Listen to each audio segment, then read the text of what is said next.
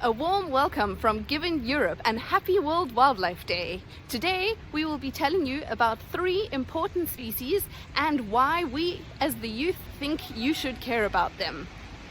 Hi, I'm Endora, I'm from Albania and I would like to introduce you with Posidonia.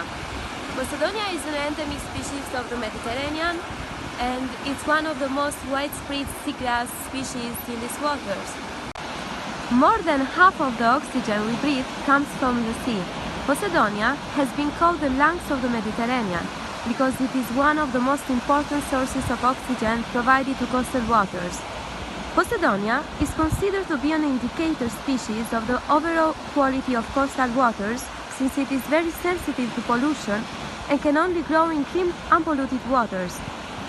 Since it is a species but in the same time an habitat, a lot of animal species, marine ones, use these habitats for breeding, feeding and shelter.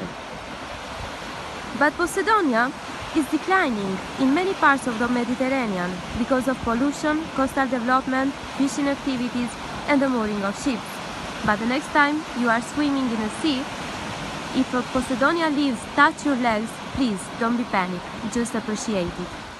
Hello, I'm Albina. I'm from Georgia, working in conservation field for the Society for Nature Conservation. It's called SAPUCO. We're working on the imperial eagle. Cuida heliaca is a migratory species classed as vulnerable at the world level and endangered at the European level. It's listed as a rare species in the IUCN Red List of threatened animals, and is also included in several conventions like Bird Directive or Ramsar.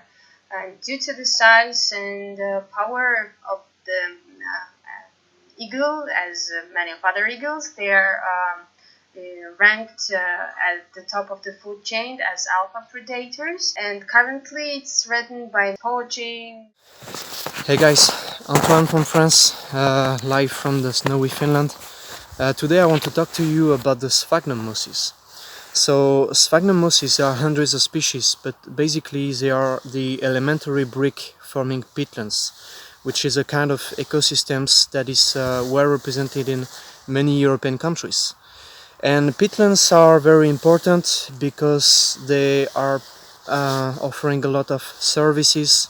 For example, they contribute to regulating the water levels, they contribute to the purification of the water in the river basins, and most importantly, peatlands constitute some of the most important and effective carbon sinks on the planet, and they shelter a rich and very specialized biodiversity. So in a time of climate change and biodiversity crisis, we should be paying attention to these small sphagnum mosses, and we should be actively restoring and protecting the peatlands. Thank you for listening. Bye.